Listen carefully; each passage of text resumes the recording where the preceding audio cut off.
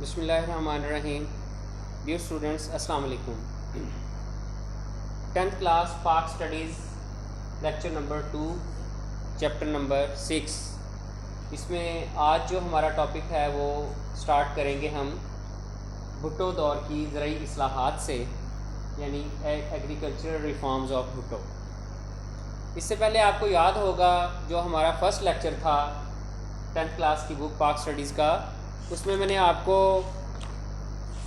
Introduction दिया था भुट्टो ने इक़्तिदार कैसे संभाला, उससे पहले मशरक़ी पाकिस्तान की अलहदी के असबाब क्या थे, क्या सीट्स किसने विन की और कैसे ये इक़्तिदार जो है वो तकसीम हुआ, इस पर हमने डिस्कशन की थी। और फिर टॉपिक पढ़ा था भुट्टो दौर की जो सनतों को नेशनलाइज़ करना, बैंकों और बीमा कंपनियों को नेशनलाइज़ करना, और जो हमारा उस फर्स्ट लेक्चर का लास्ट टॉपिक था वो था लेबर इस्लाहा। मैंने उसमें आपको डायरी असाइन की थी शॉर्ट क्वेश्चंस की, और जो पॉसिबल एमसीक्यूज़ थे उनकी। उम्मीद है कि आपने वो सारी की होगी, और कुछ बच्चों ने मेरे साथ शेयर की है वो पर्सनल व्हाट्सएप नंबर पर। I appreciate their efforts. और कुछ बच्चे स्कूल में भी आए हैं, उन्होंने मेरे साथ बातचीत की है, मुझे बताया है कि सर ये इश्यूज़ हैं, हमें नोट्स के हवाले से नोट्स लिए हैं उन्होंने मुझसे। और मैं उम्मीद करता हूँ कि जो बाकी स्टूडेंट्स रह गए हैं वो भी अपने notes, boys and girls both, वो कलेक्ट कर लें। और अगर कोई क्यूरी हो तो आप लाइव डिस्कशन में भी इंडिविजुअली जब आप विज़िट पर आएँ तो डिस्कस कर सकते हैं। आज जो हमारा टॉपिक है वो है भुट्टो दौर की एग्रीकल्चरल रिफॉर्म्स। आपको याद होगा हमने 9th क्लास की बुक में अयूब दौर में भी एग्रीकल्चरल रिफॉर्म्स पढ़ी थी। तो वो agricultural reforms similar to Bhutto agricultural reforms एक ही तरह की आलमोस्ट हैं, लेकिन इनमें कुछ मज़ीद जो है वो जो जागीरदार थे उन पर पाबंदियाँ लगीं और उनके लिए एक हद मुकर्रर की गई कि वो इस हद से ज़्यादा ज़मीन नहीं रख सकते। तो अब हम इसको भी इंडिविजुअली स्टेप बाय स्टेप पढ़ेंगे। इसके भी तकरीबन 7 to 8 पॉइंट्स बनते हैं, और शॉर्ट क्वेश्चंस के लिए इसके अंदर से एक पॉइंट नंबर 1 का शॉर्ट क्वेश्चन भी बनता है यहाँ पर, इम्पॉर्टेंट शॉर्ट क्वेश्चन, इसको भी आप कंसिडर कीजिएगा। अब हम इंडिविजुअली पढ़ते हैं और मैं साथ साथ आपको एक्सप्लेन करता जाऊँगा, जो टर्म्स आएंगी और जो MCQs के पॉइंट ऑफ व्यू से चीज़ें इंपॉर्टेंट होंगी वो भी हम डिस्कस करेंगे, ठीक है।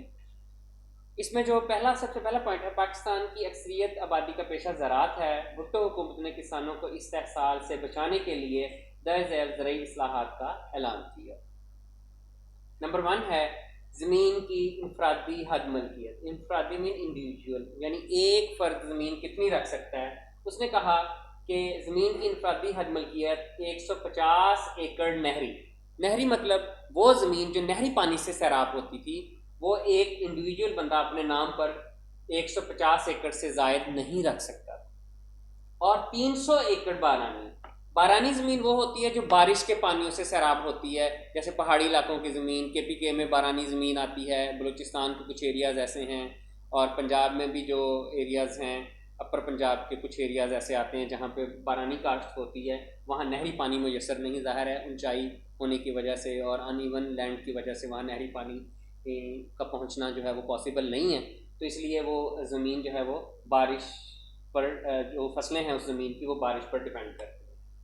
तो ज़मीन की इनफरादी हद मलकियत नहरी 150 मुकर्रर की जुल्फ़िकार अली भुट्टो ने, और जो बारानी ज़मीन थी वो 300 एकड़ मुकर्रर की गई। इसके अलावा जितनी भी लोगों के नाम पर ज़ायद ज़मीन थी वो उनसे लेकर जो मज़ारीन और काश्तकार जो उस तरह की ज़मीन को मुलाजिम के तौर पर काश्त करते थे, उनमें बगैर मुआवजे के तकसीम कर दी थी। मार्च 1976 तक, अंडरलाइन करेंगे इसको MCQs के लिए, 15 लाख एकड़ ज़मीन किसानों में तकसीम कर दी गई, ठीक है। 15 लाख एकड़ MCQs के लिए। पॉइंट नंबर 2 है, पॉइंट नंबर 2, वो सरकारी मुलाजमीन जिन्होंने मुलाजमत के दौरान और रिटायरमेंट के बाद 2 साल के अंदर ज़मीन खरीदी थी,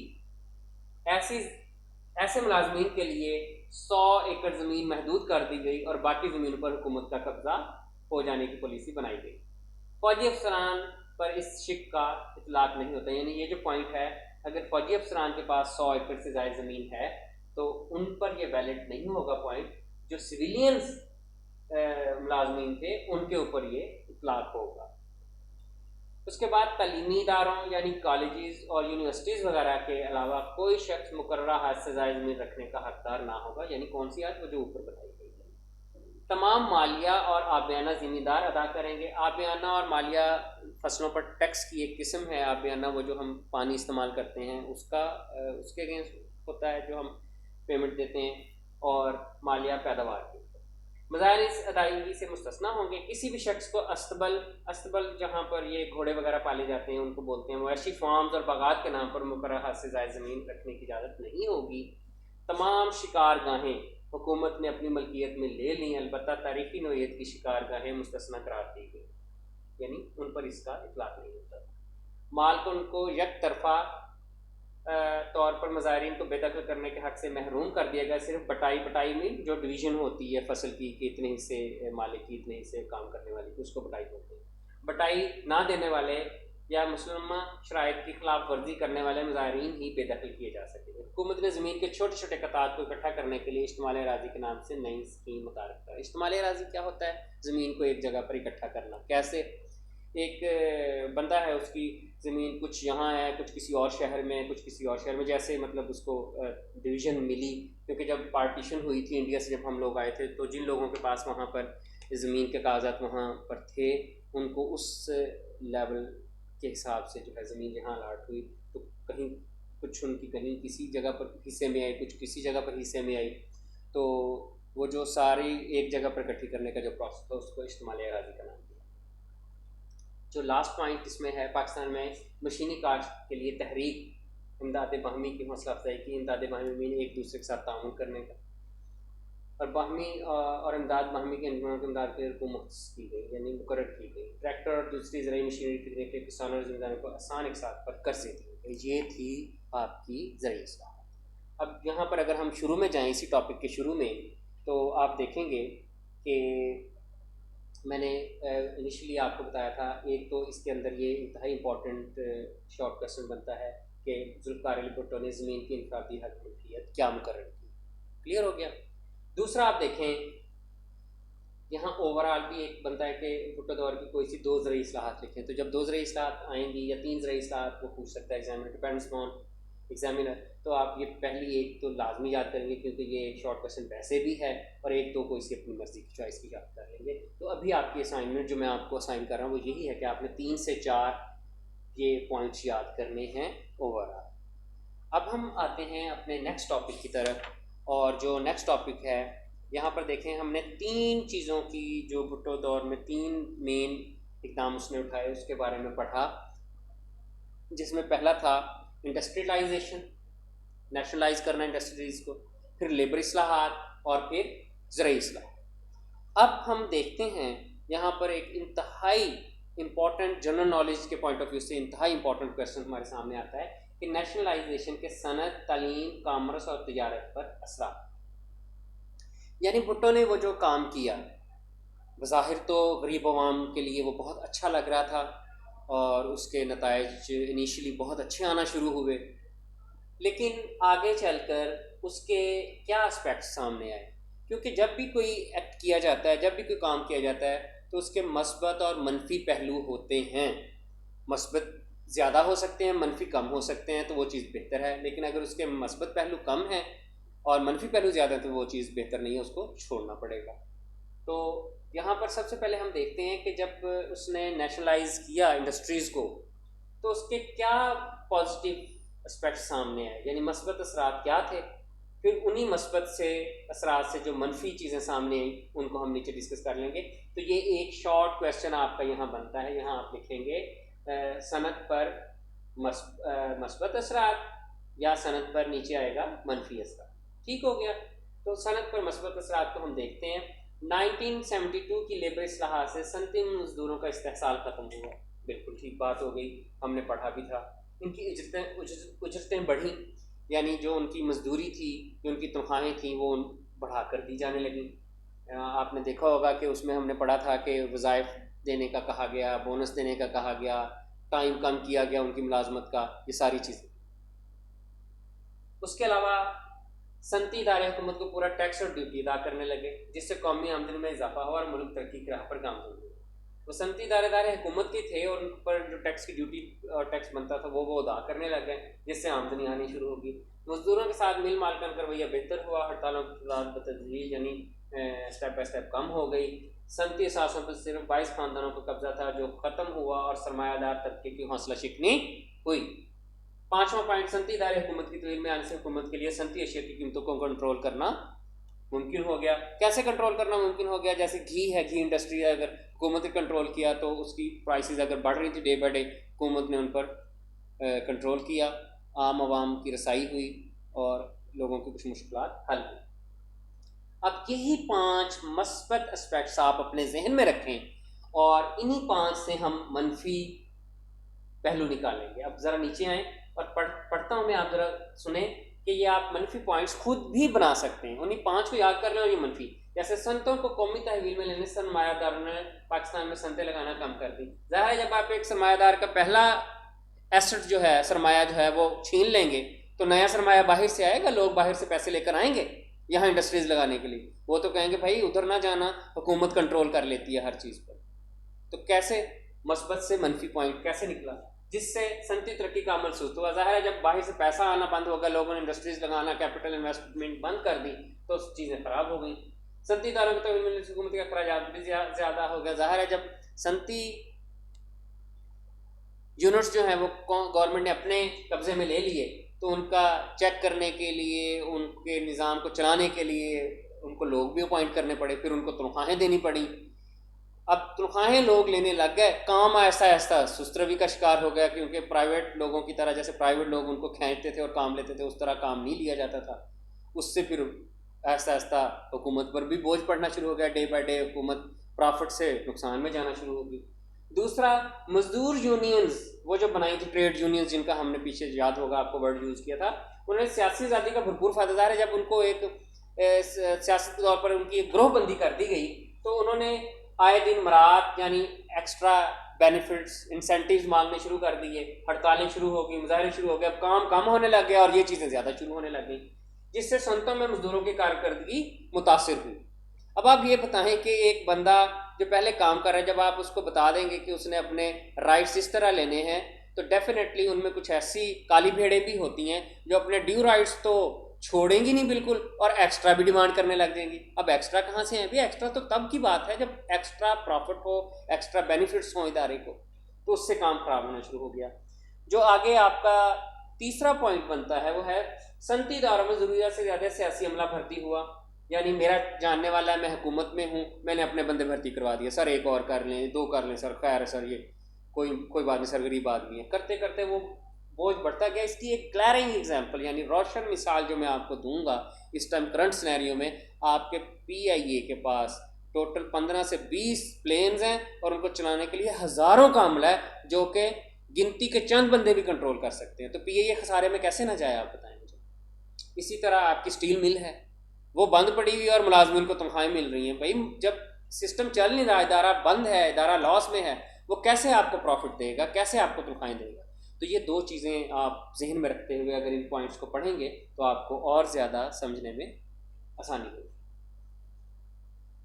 अच्छा, वो हड़तालें कर रहे हैं, मरात में दिलचस्पी है और उसके बाद उनकी इस्ता यानी कैपेबिलिटी ऑफ वर्क जो है वो कम होती जा रही है।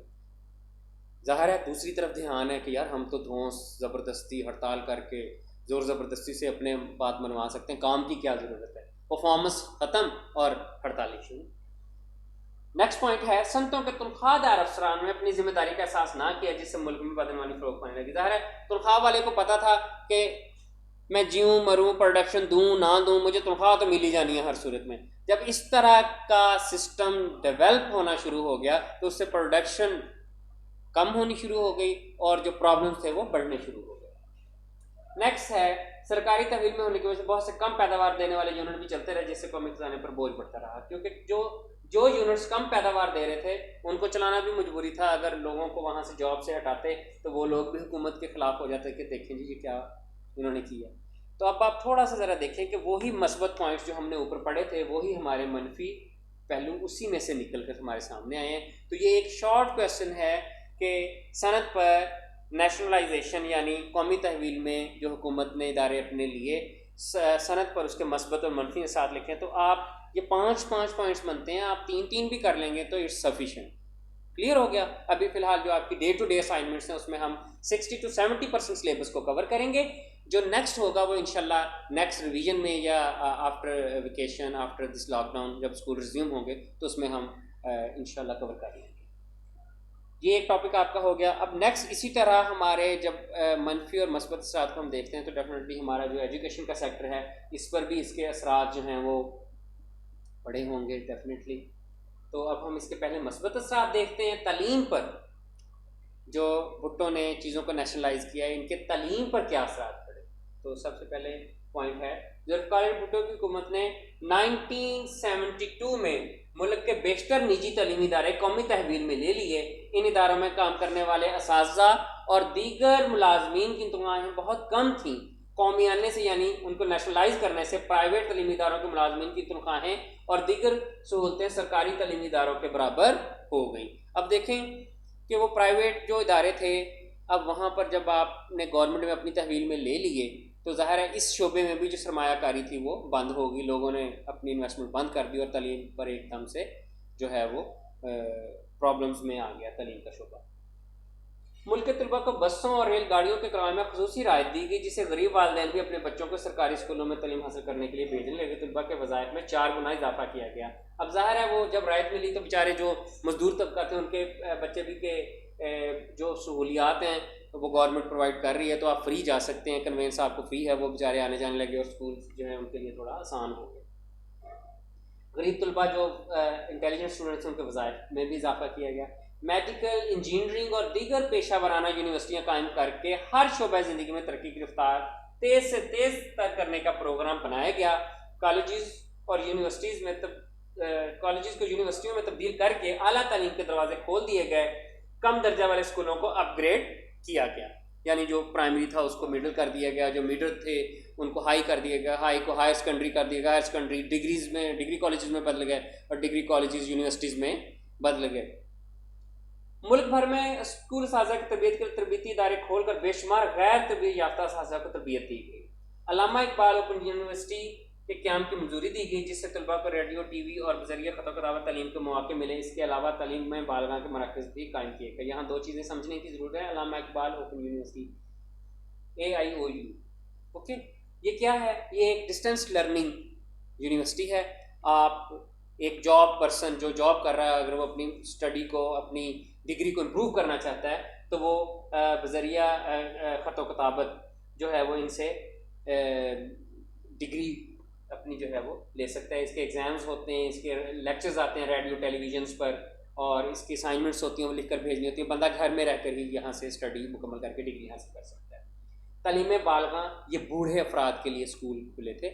जो बूढ़े अफराद होते थे, जो अनपढ़ अफराद, उनको पढ़ना लिखना सिखाने के लिए शाम की क्लासेस होती थी इनकी, ये तालीम बालगा कहलाते थे। ठीक है, लें जी, अब आपके ये 5 मस्बत असरात उसके हैं। अब इन्हीं से मैं देखें, मैं आपको बताऊं कि अगर हम नीचे जाएं तो मनफी असरात भी इसी में से हम सॉर्ट आउट कर सकते हैं। पहला पॉइंट इसका, निजी तालीमी इदारों को कौमी तहवील में लेने से ज़्यादा दीगर मुलाजमीन की तनख्वाहों की अदायगी के लिए हुकूमत को कौमी खजाने से रकम खर्च करना पड़ी। समझ रहे हैं बात को, कि वो जो असातिज़ा ज़ाहिर है उनकी जब तनख्वाहें बढ़ाई तो कहाँ से आया वो पैसा? वो पैसा खजाने से देना पड़ा। कौमी खजाने पर बोझ बढ़ने से हुकूमत की मुश्किलात में इजाफा होने लगा। क्लियर हुआ? नेक्स्ट पॉइंट, हुकूमत के कौमी आने के इकदाम से प्राइवेट तालीमी इदारों के मालिकान नाखुश थे और वो अपने तालीमी इदारे वापस लेने की जद्दोजहद करने लगे। ज़ाहिर है डिस्टर्बेंस शुरू हो गई। इतने बड़े बड़े लोगों ने इन्वेस्टमेंट्स की हुई थी, buildings, land areas, playing areas, सारे हुकूमत ने जब कंट्रोल में लिए तो वो ज़ाहिर है उनके दरमियान झगड़े शुरू हो गए। तलबा को किराए में राहत देने से ट्रांसपोर्ट मालिकान तलबा के दरमियान कश्मकश की एक नई सूरत हाल पैदा होगी। अब ये वो पॉइंट है जो कई दफ़ा मैंने भी फेस किया है। जब मैंने एडमिशन लिया यूनिवर्सिटी में तो एक वैन पे मैं सवार हुआ, मुझे उसने कहा कि पैसे दें। मैंने उसको कहा कि मैं स्टूडेंट हूँ, उसने मेरा बाजू पकड़ा और मुझे वैन से नीचे उतार दिया कि चलें भाई, स्टूडेंट के लिए गाड़ी में जगह नहीं। तो ज़ाहिर है अब मैं तो आपको पता है कि कूल माइंड बंदा हूँ। अगर कोई गुस्से वाला बच्चा होता वो 4 दोस्तों को खड़ा करता और उसकी पिटाई लगाते, फिर वहाँ लड़ाई झगड़ा। तो ये एक एग्जाम्पल मैंने दी है लाइफ से कि ऐसे होता रहा। तो यहाँ पर प्रॉब्लम शुरू हो गई। हद से ज़्यादा आज़ादी देने से तलबा तालीमी सरगर्मियों से किनारा कशी यानी छुटकारा हासिल करने लगे, जिससे वालिदैन को तशवीश होने लगी। सियासत में ज़्यादा आ गए बच्चे, कॉलेजों और यूनिवर्सिटियों में तलबा तंजीमों ने सियासी जमातों के ज़रिए मुनज़्ज़म शक्ल इख्तियार कर रही अमन व अमान का मसला पैदा हुआ। ये सारी चीज़ें इसके मनफी पहलू हैं। जो हमारा नेक्स्ट टॉपिक है उसमें हमारा कॉमर्स और तिजारत जो हमारी थी उस पर हम देखेंगे मस्बत और मनफी असरात इसके क्या हुए।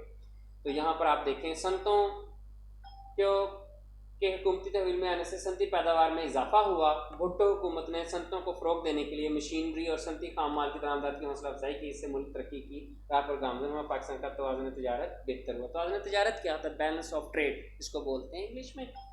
इसका मतलब ये होता है कि जितने पैसे की चीज़ें आप बाहर से इंपोर्ट कर रहे हैं उतना ही लेवल पर अगर एक्सपोर्ट करें तो आपका बैलेंस ऑफ ट्रेड रहता है और उससे आपका पैसा डीवैल्यू नहीं होता। ये एक इकनॉमिक की टर्म है, तो इसको मज़ीद अगर हम करेंगे तो फिर टाइम बहुत ज़्यादा वेस्ट हो जाएगा। इसको यही करते हैं, बस थोड़ा समझ लें आप। बरामदात में इजाफा हुआ था कि सब्जियां और प्याज भी बरामद होने लगे। जब चीज़ें बाहर जाती हैं, बरामद होती हैं, एक्सपोर्ट होती हैं, तो उससे आपको फॉरेन एक्सचेंज यानी पैसा हासिल होता है। उसी के अगेंस्ट आप बाहर से चीज़ें इंपोर्ट भी कर सकते हैं। इसको बैलेंस ऑफ ट्रेड कहते हैं। ज़री सहात से ज़री पैदावार बेहतर हुई, जिससे मुल्की और गैर मुल्की तजारती सरगर्मियों में भी इजाफा हुआ। ये मस्बत असरात हो गए कॉमर्स और तिजारत पर। अब हम इसके मनफी पहलू की तरफ आते हैं। अफरात ज़र होने से तनख्वाहदार तबका मुतासर हुआ। अफरात ज़र कहते हैं इन्फ्लेशन रेट को, ये पैसे की डिवैल्यूएशन से रिलेट करता है। आपका रुपए की कदर कम होने से बरामदात में तो इजाफा हुआ, लेकिन महंगाई में भी इजाफा हुआ। समान ताइश, ये जो ताइश सामान, ये वो सामान होता है, एक ऐसा सामान जिसके बगैर आपकी ज़िंदगी जो है वो गुजर सके, लेकिन वो जब आप उसको लें तो वो ताइश यानी इंजॉयमेंट के ज़िम्रे में आता है। जैसे फॉर एग्जांपल पुराने दौर में बिजली नहीं होती थी, लोग दरख्तों के नीचे रहते थे, लाइफ इजी थी, गुजर रही थी, ठीक है। इसी तरह फ्रिज के बगैर लाइफ गुजर सकती है, टीवी के बगैर गुजर सकती है, कार बाइक पे हैं तो कार के बगैर लाइफ गुजर सकती है। तो ये सामान्य तो वो मशीनरी से, बड़ी बड़ी मशीनरी से रिलेटेड जो रिच पीपल पहले इस्तेमाल करते थे, अब तो कुछ गरीब लोगों की रसाई में भी हैं वो चीज़ें और हमारी ज़िंदगी का हिस्सा बन चुकी हैं। लेकिन अभी भी अगर हम कंसिडर करें तो वो सामान्य ताइश यानी इंजॉयमेंट के ज़िम्रे में ही आता है। जैसे टेलीविज़न है, कार है, बस में आप जा सकते हैं, इसके बाद आप अपनी कार में जा रहे हैं, पैसा है तो आप एक बंदा जा रहा है, कार में पेट्रोल इतना खर्च हो रहा है। तो ये सारी चीज़ें, मशीनरी की दरामदी अखराजात में इजाफा हुआ, जिससे तवाज़ुन दागी मुतासर हुआ। मुल्क के खजाने पर बोझ पड़ने से ज़रा मुबादला के महफूज ज़खायर कम होने लगे। 1973 में तेल की कीमतें ज़्यादा होने से पाकिस्तान का तवाज़ुन तजारत सारे की तरफ चला गया। इसमें फिर पाकिस्तान का पैसा भी डीवैल्यू होना शुरू हो गया था। यहाँ तक बेटा आपका ये जो टॉपिक हमने आज पढ़ा है, हमारे 2 लेक्चर्स यहाँ पर कंप्लीट हो जाते हैं। और जो आज का हमारा लेक्चर 2 का जो असाइनमेंट है उसमें आपके 3 शॉर्ट क्वेश्चन बनते हैं। ये 3 शॉर्ट क्वेश्चन में आपने हर पॉइंट के 3 पॉइंट्स याद करने। जैसे सनत पर असरात में 3 मस्बत 3 मनफी 6 पॉइंट हो जाएंगे। तालीम पर 3 मनफी 3 मस्बत 6 हो जाएंगे, टोटल 12 हो गए। और कॉमर्स और तिजारत पर 3 मस्बत 3 मनफी, ये आपके 18 पॉइंट्स हो जाएंगे। टोटल ये तकरीबन बनते हैं आपके 60 पॉइंट्स। तो आपने 18 करने हैं इनमें से। क्लियर होगी मेरी बात? 18 पॉइंट्स करने हैं। अब मैं आपको बता देता हूँ आपकी जो डायरी है वो क्या है। डायरी आपकी है जी पेज नंबर 6, 7 और 8 की डायरी।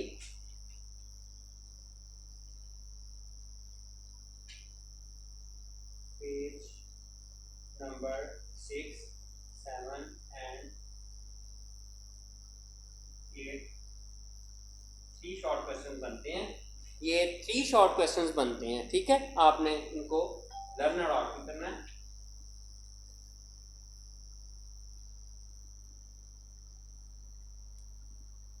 लर्नर आर्ट भी करना है। और अब आपको मैं दोबारा रिमाइंड करवा दूं कि इसकी नोट्स की जो बुक है उसमें ये पॉइंट्स मैंने इसी तरह बनाए हुए हैं जैसे मैंने आपको बताया है।